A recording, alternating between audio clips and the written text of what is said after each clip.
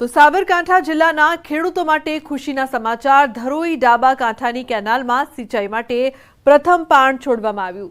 રવિ સિઝનમાં ખેડૂતોને સિંચાઈ માટે 6 પાણ આપવાનું આયોજન કરવામાં આવ્યું છે। આ પાણીથી હિંમતનગર, ઈડર અને વડાલી તાલુકાના 93 ગામોમાં 4000 હેક્ટર જમીનમાં ખેતીને સિંચાઈનો લાભ મળશે। સાબરકાંઠા સિંચાઈ વિભાગ દ્વારા રવિ સિઝનમાં ખેતીમાં સિંચાઈ માટે સલાહકાર સમિતિની માંગણીને લઈને જળાશયોમાં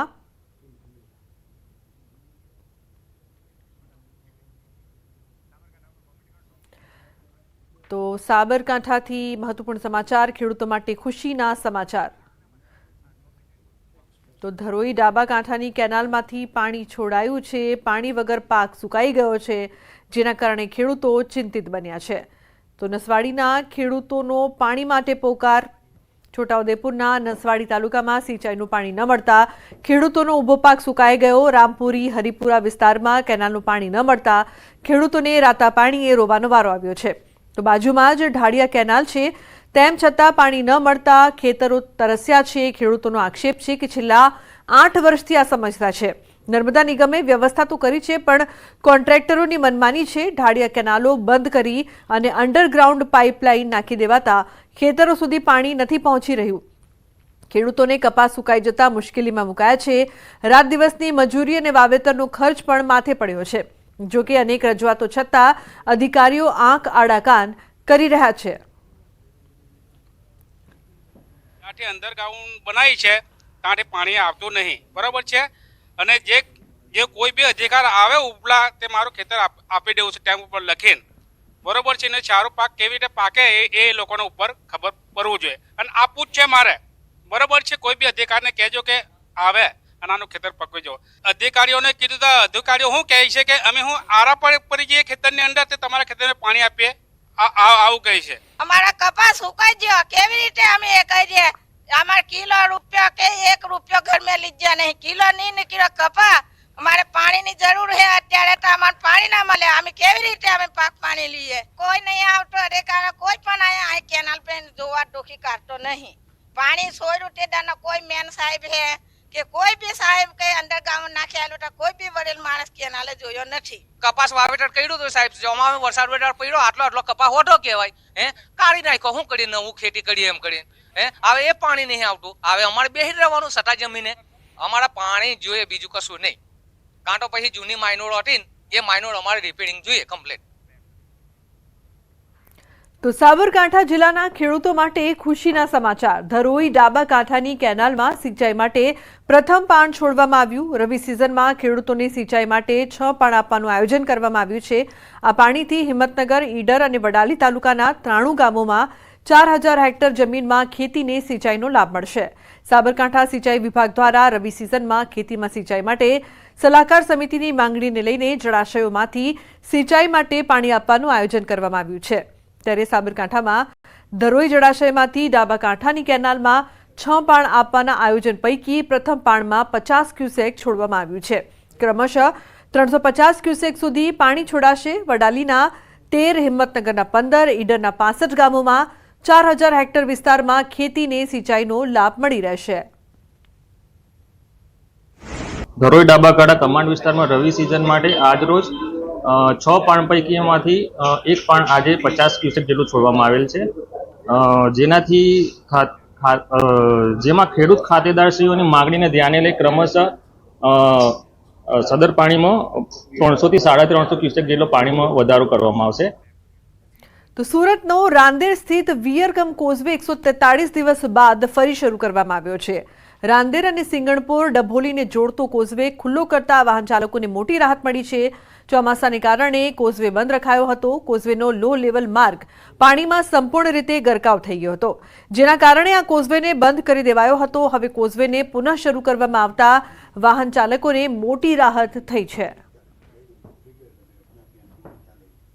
ચોમાસાની શરૂઆત થતાની સાથે જ સુરતની તાપી નદીના ઉપરવાસ ઉકાઈ ડેમ અને ઉકાઈ ડેમથી સુરત તાપી નદીના 80 કિલોમીટરના કેચમેન્ટ વિસ્તારમાં સતત પડી રહેલા વરસાદને લઈ રાંદેરથી કતારગામને જોડતો વિયરકમ કોઝવે લો લેવલ બ્રિજ પાણીમાં ગરકાવ થઈ ગયો હતો. 143 દિવસ બાદ આ બ્રિજ ફરી એક વખત લોકો માટે ખુલ્લો મૂકવામાં આવ્યો છે. દ્રશ્ય સીધા જોઈ શકાય છે કે વિયરકમ કોઝવે પરથી વાહનો પસાર થઈ રહ્યા છે.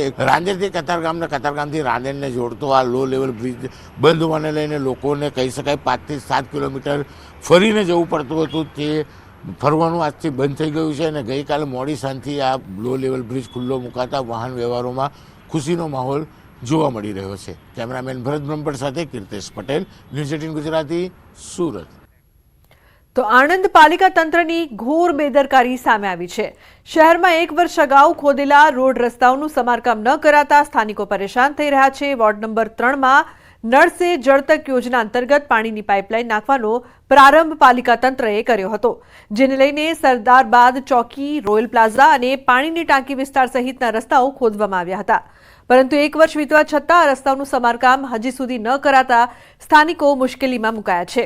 ચોમાસા દરમિયાન આ રોડ પરના ખોદાયેલા ખાડાઓમાં પાણી ભરાતા રોગચાળો પણ ફાટી નીકળ્યો હતો. ત્યારે સ્થાનિકોએ પાલિકા પાસે સત્વરે રોડના સમારકામની માંગ કરી છે. અમારે પાણીની ટાંકીથી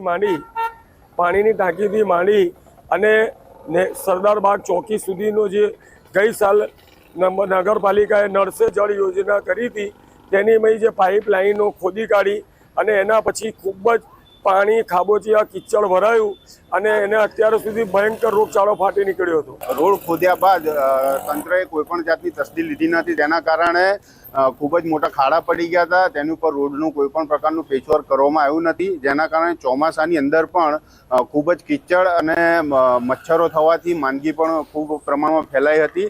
ખરાબ હાલત રોડ છે. ખાલી જે રોયલ પ્લાઝાથી જૂની પાણી ટાંકીવાળો રોડ એ રોડ છે, કદાચ આ અઠવાડિયાની અંદર કામ સ્ટાર્ટ કરી દેશે અને નેક્સ્ટ 10 દિવસમાં કામ પૂર્ણ થઈ જશે. એટલે જે લોકોને કંઈ તકલીફ પડે છે તકલીફ દૂર થઈ જશે. તો ભાવનગરમાં રખડતા ઢોરે ભાજપના માજી મેયરને લીધા અડફેટે. સામાન્ય નાગરિકોને ઢોર દ્વારા અડફેટે લેવાની ઘટનાઓ અવારનવાર સામે આવે છે, પરંતુ રખડતા ઢોરે હવે નેતાજીને અડફેટે લેતા ખળભળાટ મચ્યો છે. વાત જાણે એમ છે કે ભાજપના સિનિયર નેતા મેહુલ વડોદરિયા સ્કૂટર લઈને રૂપાણી સર્કલ પાસેથી પસાર થઈ રહ્યા હતા, ત્યારે અચાનક આવી ચડેલ રખડતા ઢોરે તેમને અડફેટે લીધા. ઇજાગ્રસ્ત માજી મેયરને સારવાર અર્થે ખાનગી હોસ્પિટલમાં દાખલ કરાયા છે. ત્યારે હવે રખડતા ઢોરની સમસ્યાથી લોકો મુક્તિ ઈચ્છી રહ્યા છે. જો તમે કોઈ અજાણી વ્યક્તિને લિફ્ટ આપો છો તો સાવધાન, ક્યાંક તમારી લિફ્ટ તમને જ ભારે પડી શકે છે. જી હા, દ્વારકામાં એક વૃદ્ધ પાસે 2 મહિલાએ લિફ્ટ માંગી, ત્યારબાદ અવાવરૂ જગ્યાએ લઈ જઈ મહિલાઓ અને તેની લૂંટારૂ ટોળકીએ લૂંટ ચલાવી. 2 મહિલા અને 3 પુરુષની 5 જણની લૂંટારૂ ટોળકીએ વૃદ્ધને માર મારી 39,000 રૂપિયાની લૂંટ ચલાવી ફરાર થઈ ગયા. દ્વારકા પોલીસે ફરિયાદના આધારે 5 જણની ધાડપાટુ લૂંટારૂ ગેંગને ઝડપીને વધુ કાર્યવાહી હાથ ધરી છે. લૂંટારૂ ટોળકીએ અગાઉ પણ એક વ્યક્તિને લૂંટી લીધાની માહિતી પોલીસને મળી હતી. ઓપરેશન હાથ ધરેલું હતું. ત્યારબાદ અમે 5-5ને હસ્તગત કરેલ છે અને જેવી ફરિયાદ દાખલ થઈ હતી એના ગણતરીના કલાકોમાં જ દ્વારકા પોલીસ ટીમ તથા અમારો ડી સ્ટાફની ટીમ બધાએ એક્ટિવલી કામગીરી કરીને આરોપીઓને હસ્તગત કરેલ છે. આરોપીમાં 3 પુરુષ છે, 2 મહિલા છે, એમાંથી 2 કપલ છે અને એક જે કપલ છે એનો જમાઈ છે, ત્રીજો પુરુષ જે છે એ. તો સુરતમાં કોસંબા પાટિયા પાસે ટ્રિપલ અકસ્માતની ઘટના સામે આવી છે. અકસ્માતમાં જીબીના 2 કર્મચારીના મોત થયા. જીબી કર્મચારીઓ સુરતથી વડોદરા ટ્રાન્સફોર્મર લેવા જતા બની ઘટના. ઘટનાને પગલે સુરત વડોદરા હાઈવે પર ટ્રાફિક જામ સર્જાયો હતો. તો બીજી તરફ દમણમાં ફાયર બ્રિગેડની ગાડીને અકસ્માત નડ્યો છે. દમણથી દલવાણા જતા રસ્તા પર કામ ચાલતું હોવાના કારણે બંને સાઈડના વાહનોને એક જ તરફ ચલાવવામાં આવી રહ્યા છે. તે દરમિયાન ફાયર બ્રિગેડની ગાડી પસાર થઈ રહી હતી. આ વખતે જ એક ડમ્પર આવી જતા ડ્રાઈવરે સ્ટીયરિંગ પરથી કાબુ ગુમાવ્યો હતો અને ગાડી સીધી જ રોડની સાઈડમાં બનેલી ગટર લાઈન તોડી અને અંદર ખાબકી હતી. ઘટના બાદ આસપાસના વિસ્તારમાં દોડધામ મચી ગઈ હતી. ઘટનામાં ગાડીના ચાલકનો ચમત્કારિક બચાવ થયો હતો. તો ગુજરાત યુનિવર્સિટીમાં 2 વ્હીલર પર આવતા વિદ્યાર્થીઓ અને કર્મચારીઓ માટે હેલ્મેટ ફરજિયાત કરાયું છે. જો કે યુનિવર્સિટીના આદેશ છતાં ઘણા વિદ્યાર્થીઓ હેલ્મેટ વગર જ દેખાયા. ત્યારે વાહન ચાલકો ફરજિયાત હેલ્મેટ પહેરીને આવે તે માટે NSS